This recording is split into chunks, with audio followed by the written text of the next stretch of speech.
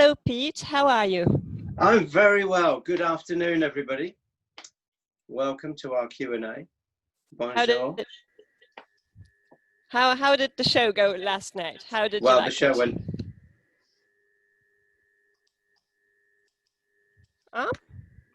Sorry. I can't hear him. Can you hear me, Pete? I can't hear you. Can you hear me now? I can hear you now, yes. Okay. Did you unmute me? Did you mute me then? I didn't. I did. I'm sorry. Oh, that's all right. I wonder. So it wasn't me because I'm on a stand, so I can't touch my device, which Sorry is for probably a good thing.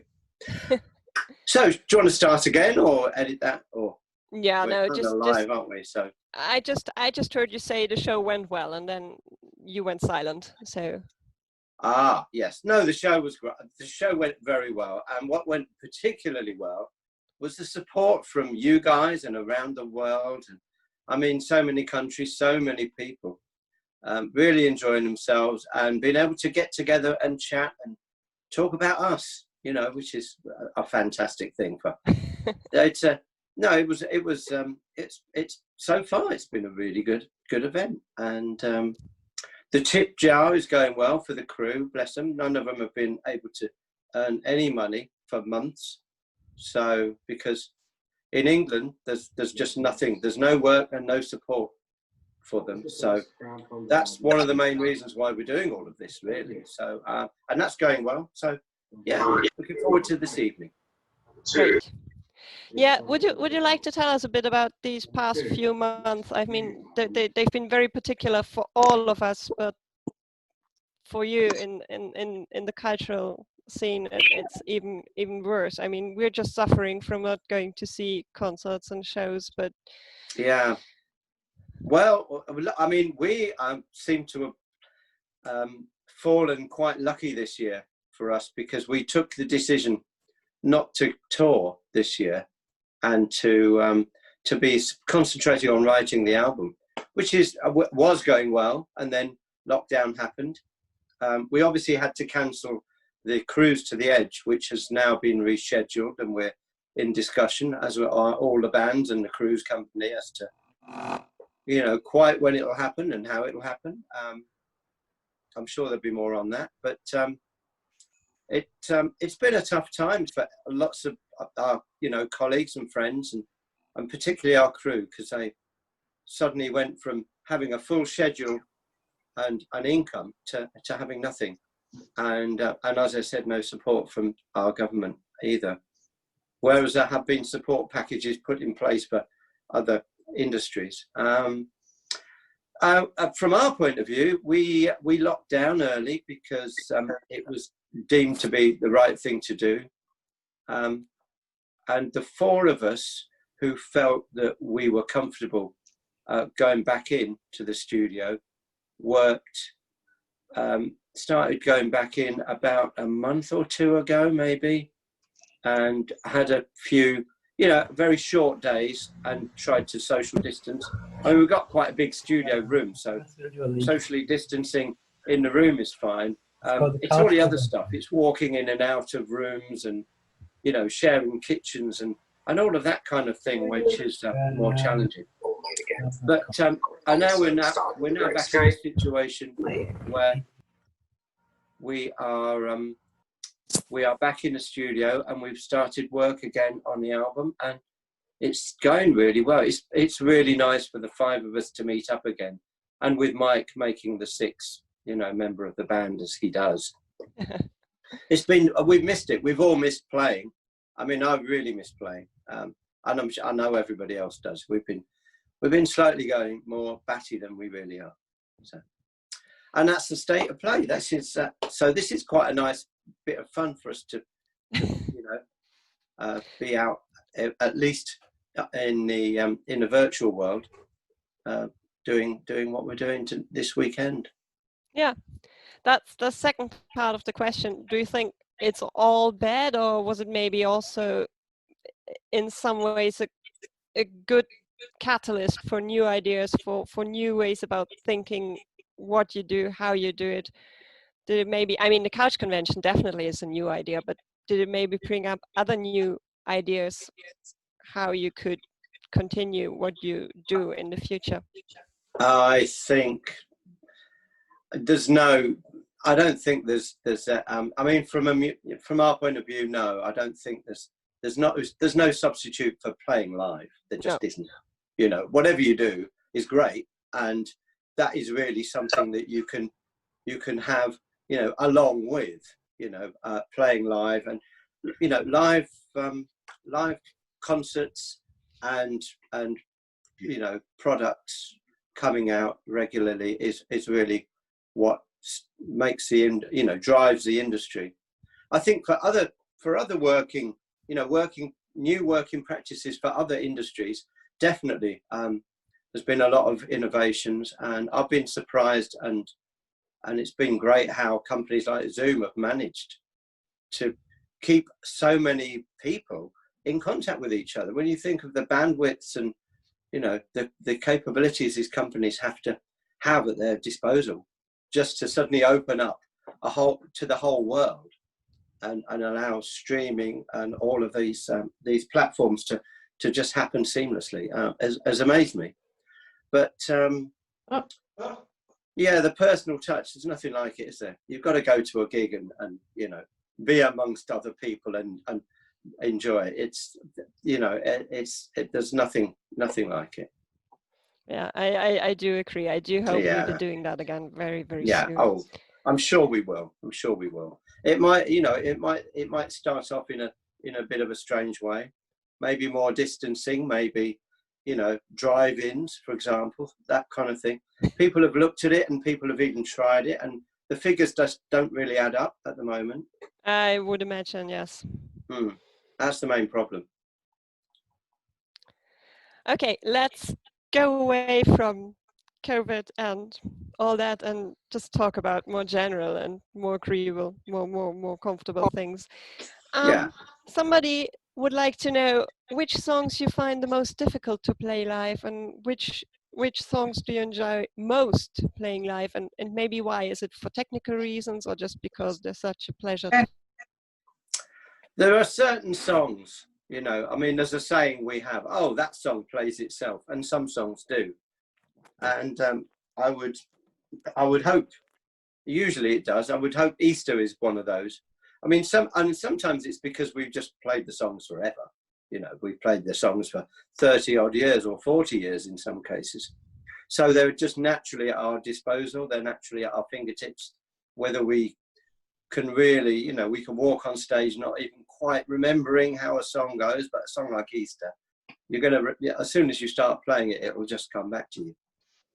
Some of the newer songs are more challenging. You know, our writing has probably got more, certainly our arrangements and I think our writing as well has got more complex over the years. There's a lot more going on, and so that can sometimes be challenging.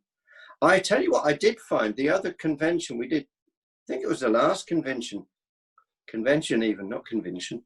We did a lot of really old songs back to back. We sort of started with the old songs and ended up with the new. That was the kind of the premise for the evening.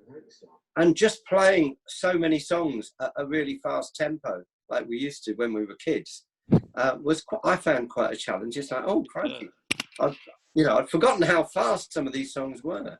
So that can be a challenge. I mean, you know, I find these days getting older, I have to rehearse. Not rehearse. I have to practice more. So things like that. And, you know, like, for example, a song like Gazpacho, which has a very complex bass line, my own fault, I wrote it. And a few other songs that maybe don't have a natural way I would play, but the way we recorded it, that style sort of suited the record. Little things like that I find are more tricky, and other songs just easier because they're just more naturally the style I would play in. Okay. Well, that leads us directly to another question. I think you've already answered it in part, but how would you describe the musical evolution of Marillion from the early years up to the present? Well, oh crikey! Well, how do I put this? No, I think. Oh, hello. I can hear people. I think, you know, it's been a natural progression, really. Sometimes it's been a bit quicker than other phases. It's sort of gone in phases, but we generally have tried to keep the sort of integrity of the band, the heart of what the band is really about, which is about music and honesty and about, well, it's, you know, just singing from the heart, really, singing and playing from the heart. You sort of know when something is right and something works well. And we've always discarded more music than we've decided we wanted to work on, simply because we just felt it either wasn't right or it just wasn't good enough. So that's never really changed that much. We're probably more picky these days, because when you've written as much music as we have, you can be scratching the surface a bit, thinking, well, we seem to have done all of this. What do we do now? But there's always, you know, you just have to let yourself go. I like to say that we write organically. What I mean by that, really, is that we jam, and we try and just get into a state where we're not really thinking about what we're doing. We're listening to each other and just letting the music dictate where it wants us to go. And sometimes that will be because Steve will introduce a lyric and it will just take us in a certain mood, or it be because a part has naturally sort of stopped, and we'll just, you know, as we're used to playing with each other, somebody will do something that will either change the music or fill in a gap and just make it work. Okay. So, but yeah, we are more conscious of arrangements these days, and, you know, we've never wanted to mimic ourselves, or we've always looked forward. You know, we've never thought, well, this is what we should sound like because this is how, you know, this was a good seller, or this was a popular way of us playing our music. We've always just wanted to move forward with it all. Lovely. Somebody asked about the discarded material. Yeah, it's rubbish. Muted. They were wondering if you were considering maybe putting it out on an album or box set. I think I know your answer, but I'm not going to give your answer for you. So I missed part of your question. Yeah, sorry. So somebody was wondering about the discarded material and wanted to know if you were considering maybe putting that on an album one day, or doing a box set with not even B-sides, but cutting room floor or something like that. I think that all of the good ideas, I mean, we record everything these days, so we have a slightly different process. But in the old days, we used to have to play things a lot, and then things would naturally get into our heads, and anything that didn't stick in your head wasn't good enough. What happens these days is that we tend to just have a lot of things on a cloud, and we'll go through, and so anything that is worth any grain of a good idea in it, we always keep to one side, and we'll re-reference it from time to time. And you'll sometimes find, like even on the stuff we're working on now, there's two little things that we're working on that are quite similar, and they were recorded nearly 10 years apart, but they just happen to be, you know, work very well together. So certain things won't get discarded. Most of it would, and we probably wouldn't consider putting stuff like cutting room floor sort of material out. Certainly not until we're in our 80s and need the money. I will be sponsoring you, don't worry.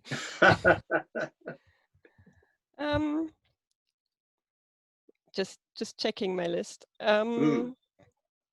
So the album you're currently writing, how do you feel about that? How is that going? It's really hard to tell. We're all really happy about it so far. It's going well. We've what we did with the last album, because I don't know whether people are aware of this actually, but before we had the music for Fear, we had a few other songs that we were working on, and then we all sat down, and Mike sat us down actually and said, look, this isn't working. You know, you may well, who knows how many albums you've got left in you. And if I want to make sure that you make every piece of music count. And so we've kind of, and I guess that should be a given, really. You should just assume that everybody does that. But I think sometimes in the process, you can kind of get caught up in working on an idea because you want to finish the idea before you make any judgment calls. But we've become a bit more picky about that. And one of the ways we've done that is we make lists. And if not everybody likes certain, you know, if we've got to have at least 4 people liking an idea before we'll consider working, excuse me, working on it. Okay. I don't know whether that answers your question. I'm not even sure where I was going quite with that. I was wondering, Fear was very much influenced by what's currently happening in the world, or what's been. Oh, hello! Yes, it's Mr. Rothery. Come to Do you give want me to some join advice us? You on can answering unmute him if he question wants to typing. join us. Have you still got a hangover, Steve, or are you all right now? He's muted. He's muted. That's just as well. I couldn't. Oh, he's unmuted. Hello, Mr. Rothery. Thank you for joining us. No, he's muted again. He's muted. You're muted. Been Oh, lovely you're not watching your muted. lips move, Steve, I must say. Is that good? Oh, that's better, lovely, yeah. yes. Oh, yes. No, I didn't have a hangover because I wasn't drinking the cocktail. No, you weren't. No, you were drinking the Just- whiskey. I was drinking, last night I was drinking some wine, actually. Oh, But yeah. I was drinking some whiskey as well during the cocktail thing, yes. I did like your shirt. I'm going to put a colourful shirt on this evening Yes. in honour of your shirts. Cheers, Pete. Anyway, I just thought I'd pop in. Got me a cup of tea here. Thank you very much. Thank you. I'll see you We're later. delighted to have you I'll here. see you on stage. Okay. See you tonight, yes. See you in a bit. See you Yeah. later. Not complain, really. Yes, I was wondering, because Fear was already very much influenced by what's currently happening in the world, and now the situation in a way is even more bleak. So are you still in that mood where it influences very much what you're doing, or did you maybe move away from that a bit consciously and say? I think, well, I mean, that's really a question for Steve, actually, because we're still writing the lyrics. this, and we're still working Yes. on what lyrics best fit which pieces of music. But I think lyrically, this is going to be moving somewhere else. In general terms, yeah. I mean, we were writing the album before any of this happened. Actually, Fear, and one of the frustrating about Fear was how long it took. You know, we already had the Leavers and Remainers stuff, and we already had the New Kings, you know, about 2 or 3 years before Brexit actually happened. We could see what was going on in England and in other countries, and the Russian influence on so many things, and the kind of a bit of a downfall of society, really, and a non-caring, you know, capitalism. A harsh capitalism, as opposed to a capitalism which is kind of supposed to be embracing and helping everybody have a kind of an idea of free enterprise. Yeah. So I don't know what's happening with the microphones. I'm getting feedback here. Yes, I think maybe our host muted everybody because we're getting feedback, because I was muted, but don't worry. I think, are you still getting feedback? Or is it better? Not now. No, Not that's now, fine. okay. So, I mean, in short answer, the lyrics are still being worked on. We have some very strong lyrical themes at the moment, but I mean, that's not really for me to discuss. Yeah, no. At this time. Sorry. No, it's fine. I was just wondering. But they're very good. They're very good. They're lovely words. Lovely words. Okay. Have any of you seriously considered retirement yet? No. Don't take that too seriously. No, we haven't. No. And in fact, if anything, lockdown has made it more so.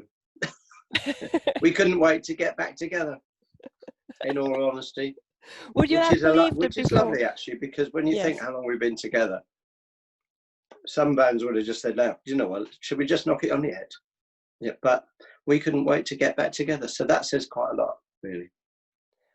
Well, at least to me, Marillion still feels really sincere when you're on stage. It is. It's still fresh, actually. But we make it so because every album is a new, clean slate, and every piece of music has to be strong. And you know, we still get excited about what each other does. You know, there's always moments in a piece of music you think, oh, that's amazing. That is, you know. So it's when you lose that. If you lose that spark and that love for music, then that's the time to knock it on the head, as they say. Mm-hmm. I'm jumping around a bit because sometimes questions follow naturally, and then I go back to questions I would have wanted to ask before. Okay. Somebody was wondering if you ever go back and listen to the old Marillion albums and what you think about them today. No, No. I'm sorry. I mean, it's not that I don't like the old Marillion album. I don't listen to anything. I don't really. I don't rush home to put Marillion on.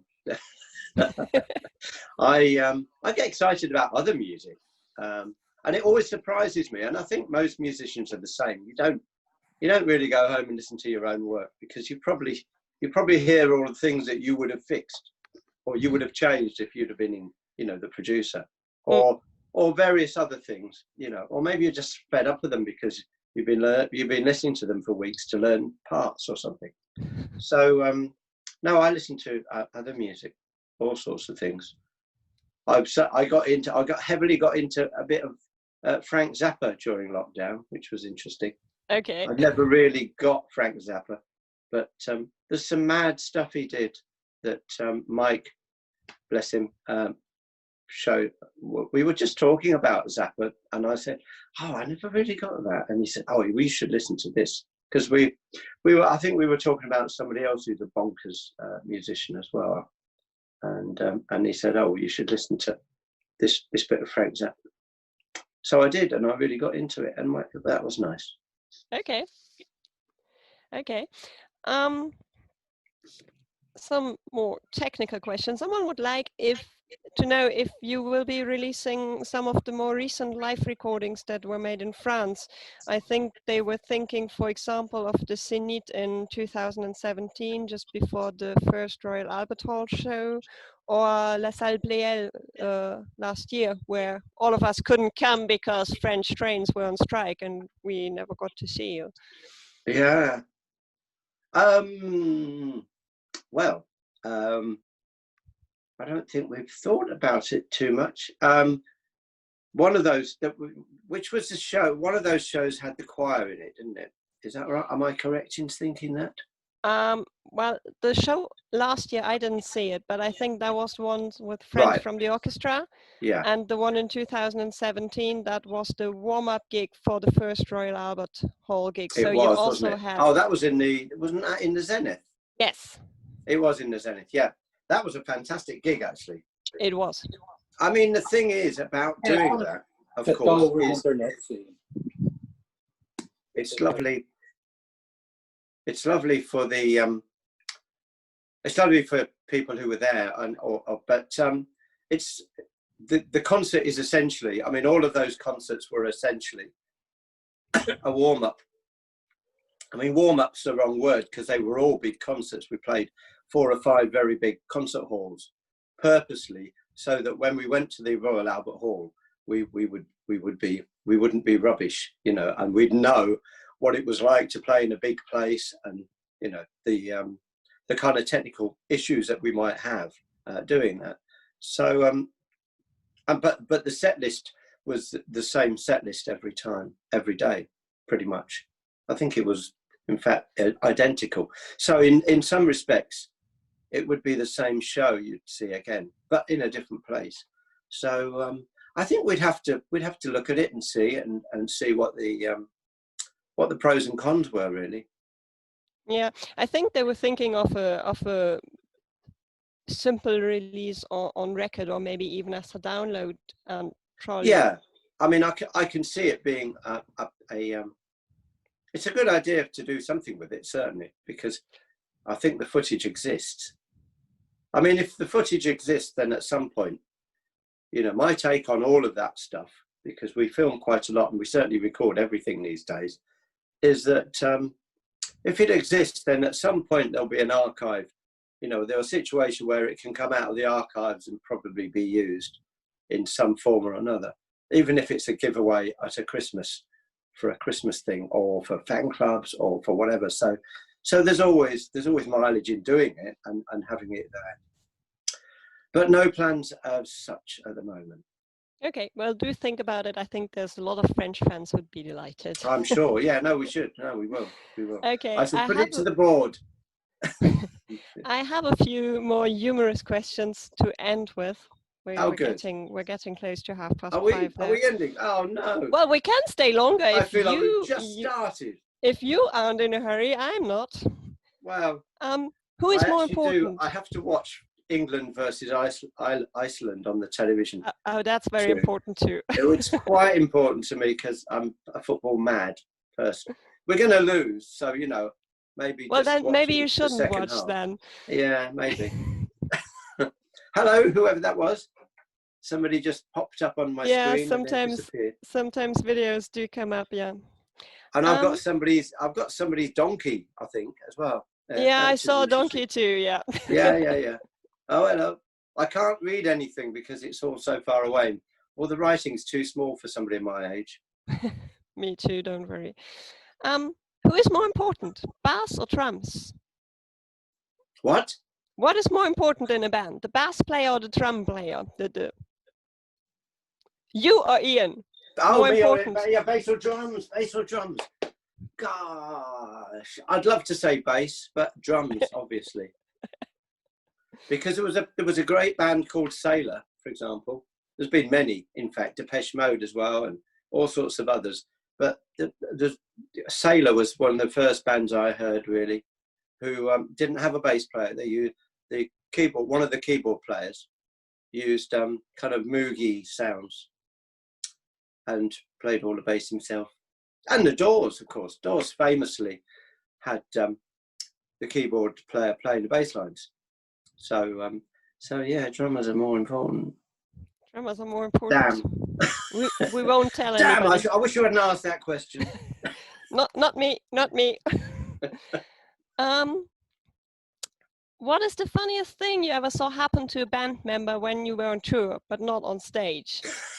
I can't. I don't. Well, those. Gosh, where can I go with this? Let me think.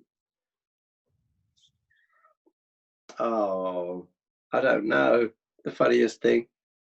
I mean, there's been a lot of funny things and a lot of stupid things and a lot of quite scary things that end up being funny afterwards. I mean, I'll tell you a story about a crew member who's a very, very good friend of ours called Roger, and we were on a cross-channel ferry. We were on a bus, and we were going from England to France on a ferry, and I think we had to get off the bus quite early in the morning, and I think that the crew had been having their first evening of frivolity and drinking, and so he went up on deck and fell asleep, and then we drove off, and he went back. He ended up, yeah, that's right, we ended up driving off without him on the bus, and he became what would be a foot passenger, except that his passport and all of his belongings were on our bus. All he had were the clothes he walked off onto the deck in. But he managed to get to the first gig in France before we did. Now that is initiative, isn't it? Right there.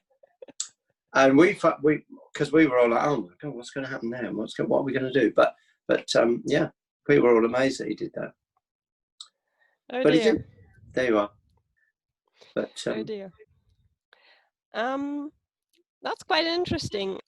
What changes do you have to do inside your head, they say, or in your soul when you switch from playing with Marillion to Transatlantic or even Edison's Children? Yeah, there's a different mindset, definitely, with all of that. I mean, some of these things are kind of natural, you know, some are less. I mean, with Transatlantic, it's more about, you know, we're kind of like a progressive version of The Who in a way. We kind of like to, we all show off our strengths, and it's quite a flamboyant band. So there's never any reason to hold back. In Marillion, the idea of it's all about serving the song. You know, the song is what it's all about. And if you're, you know, some songs need you to rock out and have attitude. Some songs go through a myriad of changes, and each change has a different style, like say Strange Engine or Gaza or Invisible Man. And other songs are just really simple songs, like Beyond You or you know, Fantastic Place or something like that. And then you got the map of the world. No one can take you away from me. And they're all, you know, they're all kind of different things that you do. But what you have to do is just serve the song, whatever it needs. That's for you to do. And if I'm just playing one note, if it's the right note and it sounds great, then that's fantastic. So with Edison's Children, I write the music. I don't even think about the bass lines, actually, until I usually end up, or Rick, or Eric, actually. We've all played bass. It's funny, on the first album and probably on the second album, I think Eric played more bass than me, and I played more guitar and arranged drums and other things, because I was kind of, you know, we were producing and I was kind of the engineer librarian of the projects. So the last thing I scratched my head thinking, oh right, we need some bass on this, because so far we haven't got any. We've just got low strings and some quirky little thing I put on at the beginning, thinking I'll replace that with a bass one day. Yeah. Okay. All different, really. All different. All completely different. What do you particularly appreciate about Ian's drum playing? Oh, I could go on for hours about Ian's playing. In a good way. I mean, in a good way. Yeah, Ian just does amazing things with the drums. He's just, and you don't even notice it. I mean, you watch him playing and it looks effortless, but he's so musical. And what you really notice is that whenever, and it's a bit of this, it's a bit like all of us actually, when you hear people trying to cover our music, we play in such a unique way, the way we arrange the music with each other and interweave and interact amongst the music. But what Ian does is, it'll sound like Ian's playing something really simple, but he'll be putting little grace notes in and just filling in the sound, so it sounds like there's much more going on than just the drums, you know. And it's really you know, a pleasure to play with him. It really is. I've been very lucky actually. I've played with some great drummers, you know, and they all have their good points, but Ian, it's kind of like coming home with Ian. It's like you know, it's a good place to be with Ian. I like playing with Ian. Great. What are some of the other bass players you particularly appreciate? Oh, well, yeah, there's quite a lot actually. So where would we start? I mean, there's some amazing virtuoso players. Well, I mean, I started off, McCartney was my main influence. Although more recently, I've actually grown to appreciate John Entwistle more. I mean, I always knew John Entwistle was an outstanding player, and what an amazing technique he had. But it was always McCartney, and then I sort of got on to Chris Squire and Mike Rutherford. You know, Genesis and Yes were very big influences. But just before I got into that, I was listening to Caravan, and so I got a lot of influences from Caravan actually. And I've also recently, because I'm doing a bass masterclass tomorrow at 4 p.m. if anybody cares to join me. So I'll be talking more about that kind of thing then, really. But I also noticed recently that I used to listen to a lot of Todd Rundgren and particularly Utopia. So Kazem Sultan, the bass player with Utopia, was actually a very big influence for me. And there's a song he does a bass solo in called Sing Ring and the Glass Guitar, and it's on the album Ra. And I kind of took quite a bit of that influence and used it on the first couple of Marillion albums, probably. So there you are. More recently, oh, there's loads. There's some frighteningly good players. I mean, probably though, the best player really at the moment, I think, for me. I mean, it depends, because there's jazz and there's all sorts of, you know, fusion. There's all sorts of music. But as a kind of a rock bass player and somebody I admire, Billy Sheehan really is just he's on another level really with what he does. Okay.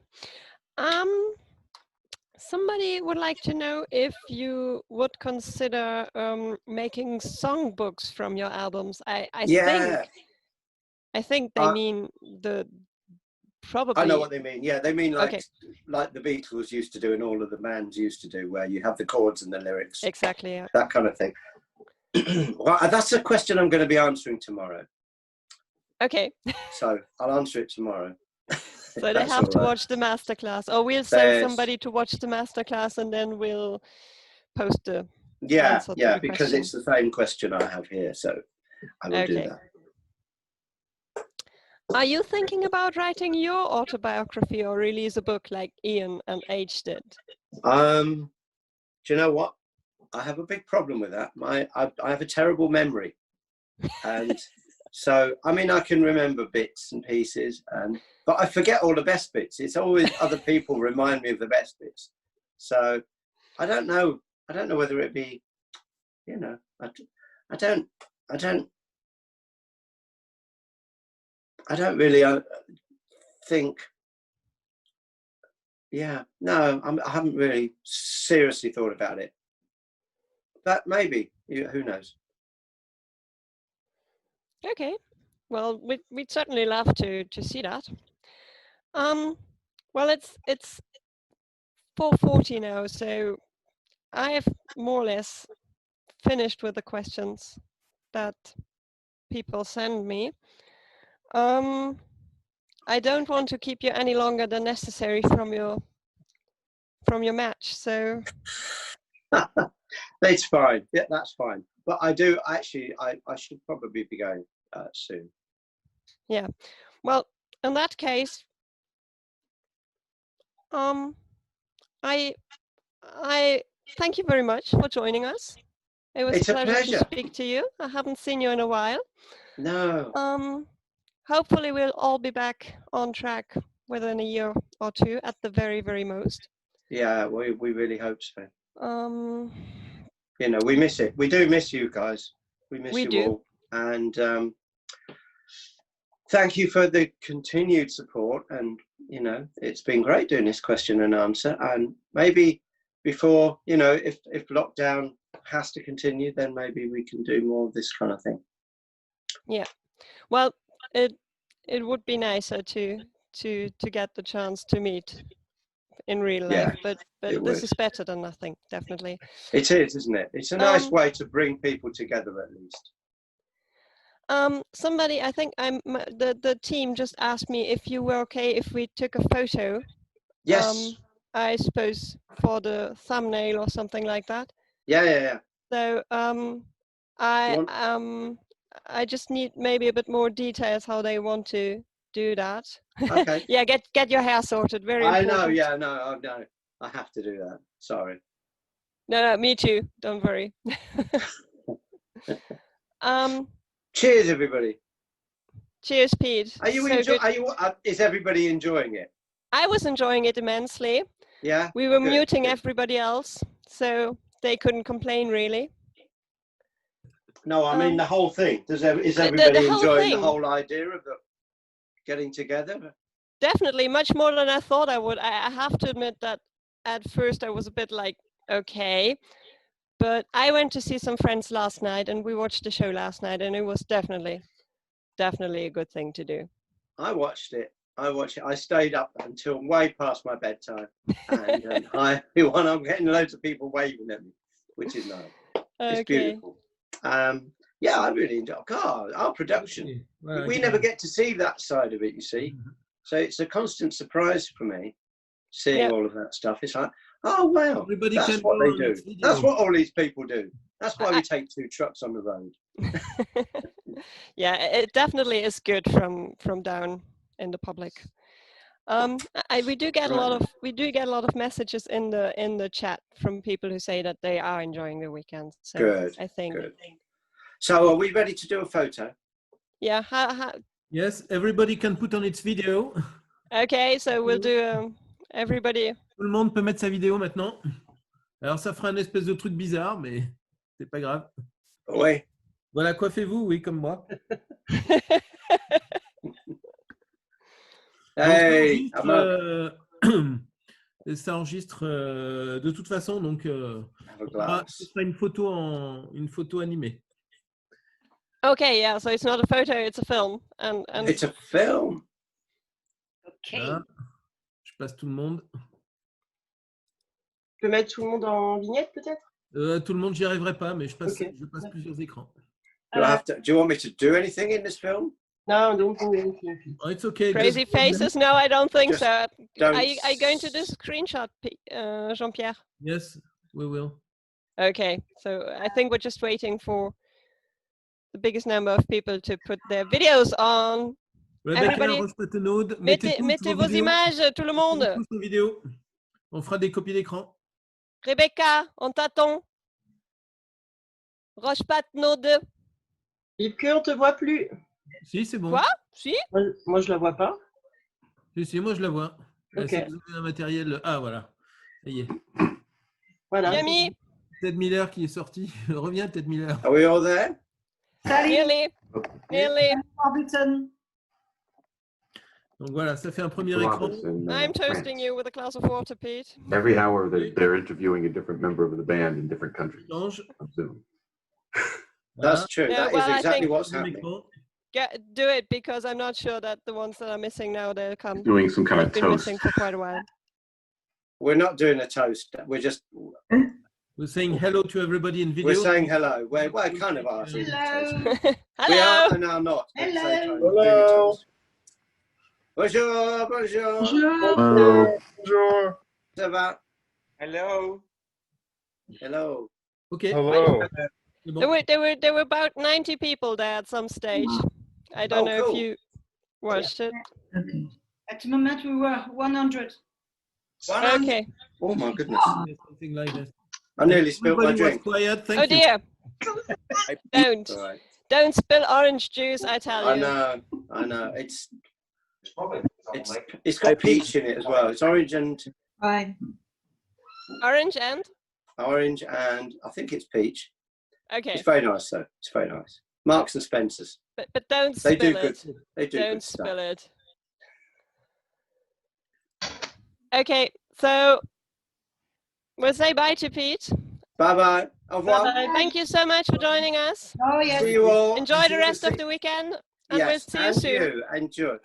And see you all in a venue somewhere. Somewhere in a venue, making a lot of noise, hopefully soon. Yes. We will. Thank you, Au Pete. revoir. Thank Bye you. bye. Bye. Bye bye. Au revoir. Thank you. Merci.